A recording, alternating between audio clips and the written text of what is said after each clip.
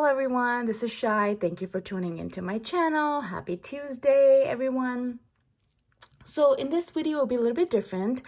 I was watching one of my friends' video, D versus Depth, and she talked about a budgeting community tag that another YouTuber started. Her YouTube name is Virtual Access, and she basically talk about 10 questions about herself, budgeting journey questions, and then she tags a few of her friends to also get to know them.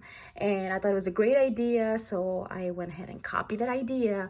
And I'm gonna go ahead and tag myself, and then I'll talk about my journey. And then I also want you guys, I'm also tagging everybody that's watching this video and to go ahead and do this and participate so we all can get to know each other. I'm nosy. I want to get to know all of you. So let's go ahead and start. There's 10 questions, and then in the end, I threw in one of my bonus questions because I'm extra. So number one question was, what was your last large purchase and do you regret it? My recent last purchase was paying for my daughter's preschool. She could have very likely still continue the daycare that she was going to. But my older one goes to private school, so that's also another large purchase that I had because I had to pay for this year for her. But my younger one, I also sent her to private pre-K, and that was my last purchase, and I don't regret it at all. I think anything for my kids' education is great, and also it was pretty convenient for my family, and just seeing her smile in her little uniform, getting ready every morning with her lunch bag, and just that experience that she is having, I don't regret it. Another large purchase that we actually made last year was our car. We got a Honda Odyssey, and I don't regret that either. My husband's car was in the last leg, and just seeing my kids enjoying the space that we have, I don't regret it. So no, I don't regret those last purchases. Okay, so number two is, what sinking funds are you excited to fully fund and why? My food. I love food. No, but seriously,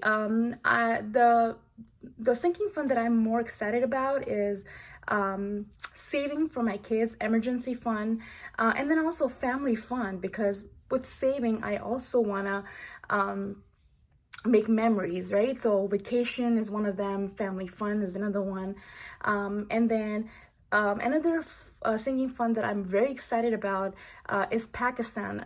As you guys, most of you know, I'm from Pakistan. I have not visited my country since I came to America at a very early age.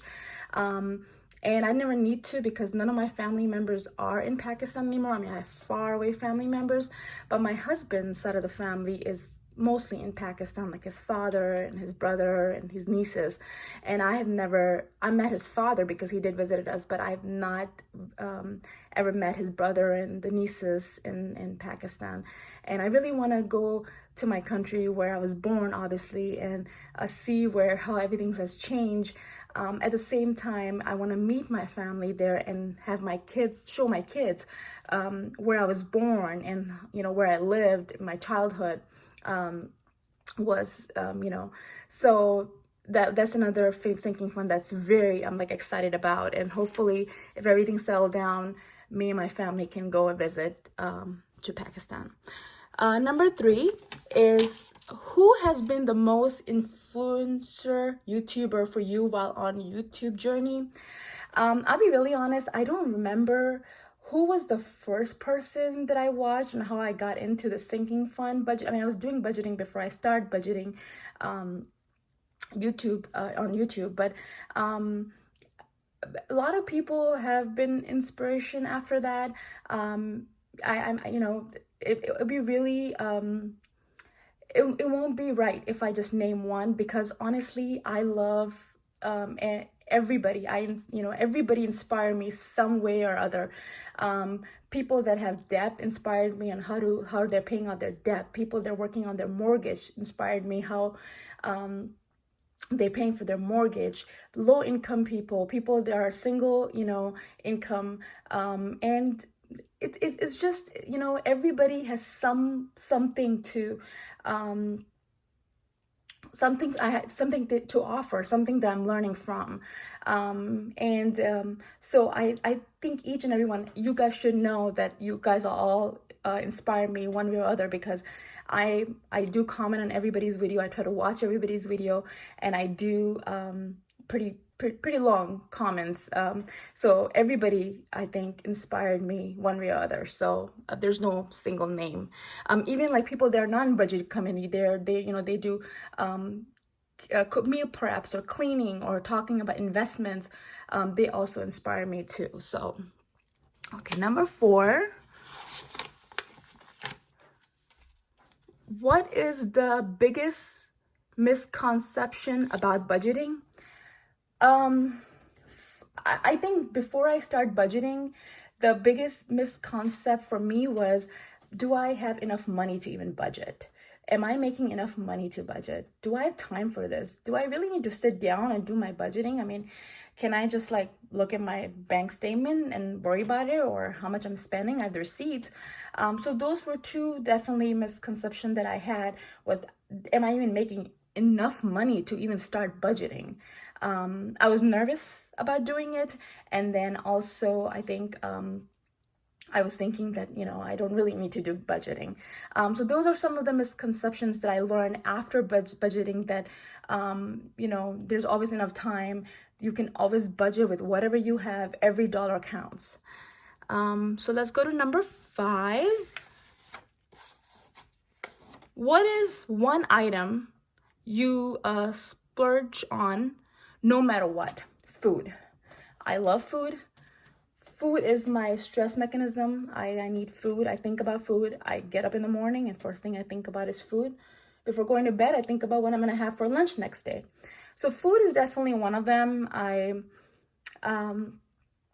thing I could tell you, that another item, it was not an item, but anything that my kids like, for my kids' education. Like any activities, I definitely had them try out, and see if they like it or not. So anything that involves like my kids' education and their future, I'm willing to invest that money and see, even if they don't like that activity, or even if, they're not good at it, I'm gonna try it and see if they like it. So those two items are definitely it. Number 6,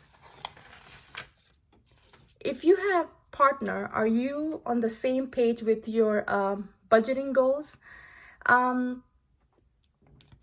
Yes and no. My husband and I have the same goals as far as budgeting goes and saving wise. How we do budgeting is, it's a cushion. I mean, he like I've mentioned in my previous videos, that sometimes he would not give me the receipts. He'd forget to give me the receipts, or I budget for groceries, and then he suddenly was like, oh, I went to the grocery store to get a milk, or snacks, and then he would not give me the receipts. So that's another thing, but our goals are the same. And then the question, if you are single, and then this was a question for you. It says, if you don't have a partner, will budgeting and money goal be the conversation you have early on in your relationship? So if you're single, that'd be the question that you would answer. Number 7, if you were given $1,000 cash right now, how would you budget it and why? This year I'm all about, I'm all about investing. I want to invest my money. I want my money to work for me. I want, so I probably invest it. I probably put it in like either my Roth IRA, my custodial account, or my, buy like some kind of index fund. And then another thing I would do, and I think I would give maybe somewhat, like some money, to some of my friends who can really use them as well. I believe in giving. I believe in supporting, giving blessing. So I probably would do that as well, because we all want to support each other some way or other, right? We all want everybody to grow. And maybe if I give someone $100 and they invest and then they grow that $100 to $1,000. So, or, so I just, maybe I'll give someone like blessing wise, also. All right. Number 8, if you have children, how do you handle talking about money? I have mentioned that in the past that my younger one is a little bit younger, so she does money challenges with me. She knows that I'm saving money. She knows those terms. My older one is 11 years old, and how I teach her is that I don't believe in giving allowances to my kids in their hands.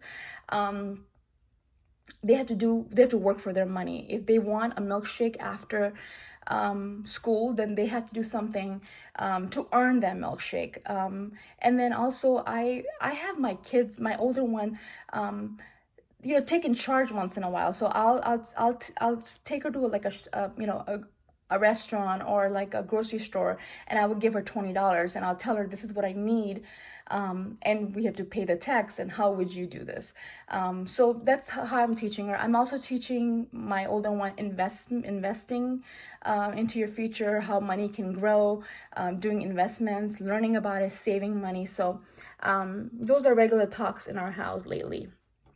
And if you don't have kids, then this was the question that was asked.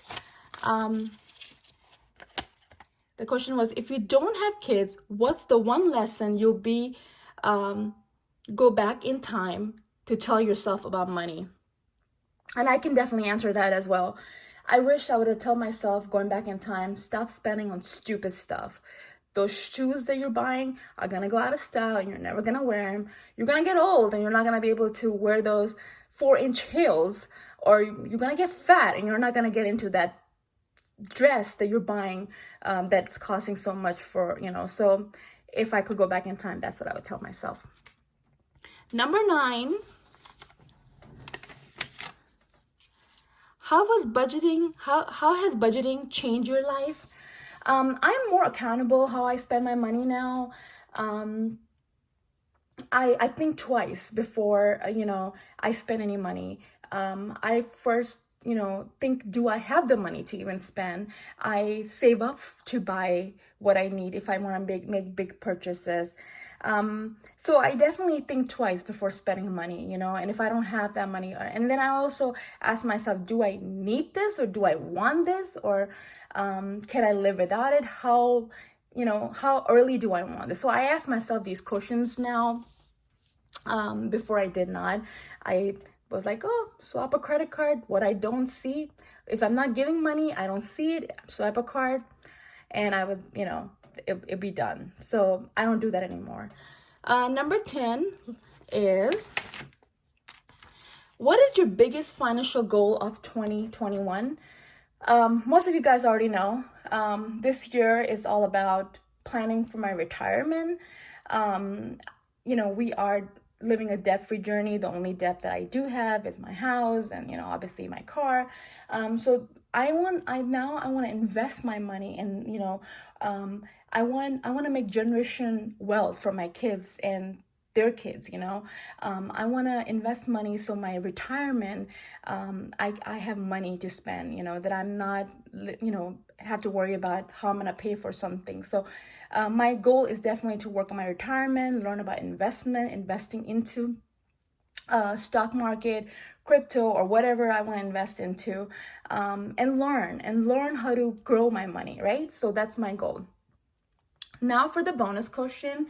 And the bonus question is, how do you make your budgeting fun? So how do you make your budgeting fun?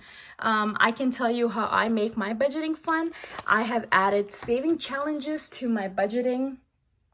I'm not as creative, so I don't sit there and like do stickers and color. And people have such a pretty planners and budgeting books. I cannot do that. So how I have made my budgeting fun is by adding saving goals to my budgeting.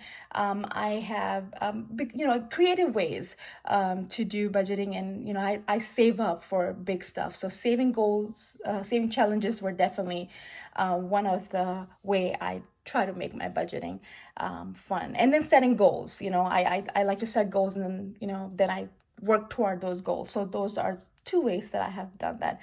Hopefully you enjoy this video. Thank you very much. Please tag yourself. I want to get to know you guys.